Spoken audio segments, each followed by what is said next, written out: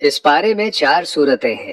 سورہ یاسین کا بقیہ حصہ، سورہ صفات مکمل، سورہ سواد مکمل اور سورہ زمر کا ابتدائی حصہ۔ سورہ یاسین کے بقیہ حصے میں 3 اہم باتیں بیان ہوئی ہیں۔ پہلی بات، حبیب نجار کا واقعہ۔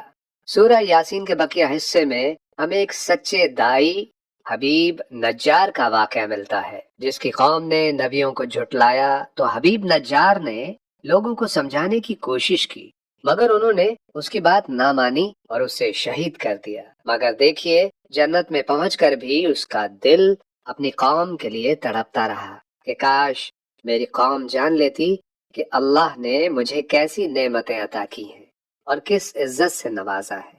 دوسری بات، اللہ کی قدرت کی نشانیاں۔ یہاں سے اللہ ہمیں اپنی قدرت کی نشانیاں دکھا رہا ہے۔ فرمایا، مردہ زمین کو زندہ کرنا، رات دن کا بدلنا، سورج چاند کا چلنا اور سمندر میں تیرتی کشتیاں، یہ سب اعلان کرتے ہیں کہ رب صرف ایک ہی ہے۔ تیسری بات، قیامت کا منظر۔ یہاں سے قیامت کا منظر کھینچا جا رہا ہے۔ فرمایا، قیامت کے دن جب سور پھونکا جائے گا، لوگ گھبرا اٹھیں گے، مجرموں کے منہ بند کر دیے جائیں گے اور ان کے اپنے اعضاء ان کے خلاف گواہی دیں گے۔ سورہ صفات۔ اس سورت میں 2 بڑی اہم باتیں بیان ہوئی ہیں۔ پہلی بات، جنتیوں اور جہنمیوں کے درمیان گفتگو اور جہنمیوں کا ایک دوسرے کو ملامت کرنا۔ دوسری بات، انبیاء کرام کے واقعات بیان ہوئے ہیں۔ حضرت نوح علیہ السلام کی جد و جہد، حضرت ابراہیم علیہ السلام کی توحید کی دعوت اور بیٹے کی قربانی کا حکم۔ یہ سب ہمیں سکھاتے ہیں کہ اللہ کے راستے میں صبر اور یقین ہی کامیابی کی کنجی ہے۔ سورہ سواد۔ اس سورت میں 2 بنیادی مضامین ہیں۔ پہلا مضمون توحید۔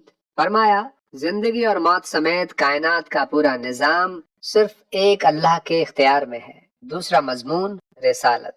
نبی کریم صلی اللہ علیہ وسلم کو تسلی دی گئی، قریش کے انکار کا ذکر ہوا اور مثال کے طور پر حضرت داؤد علیہ السلام کے شکر اور حضرت ایوب علیہ السلام کے صبر کے واقعات بیان کیے گئے، تاکہ معلوم ہو کہ آزمائشیں آتی ہیں مگر اللہ اپنے بندوں کو تنہا نہیں چھوڑتا۔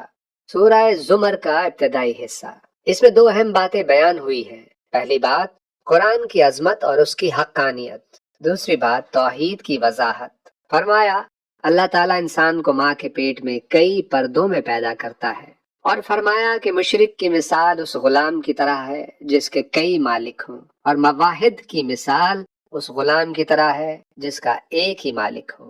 اس بارے میں یہ پیغام دیا گیا ہے کہ ہدایت ان لوگوں کو ملتی ہے جو حق کو پہچان کر اس پر قائم رہتے ہیں۔ اے اللہ، ہمیں حق کو پہچاننے، اس پر ثابت قدم رہنے اور قیامت کے دن سرخرو ہونے والوں میں شامل فرما۔ آمین یا رب۔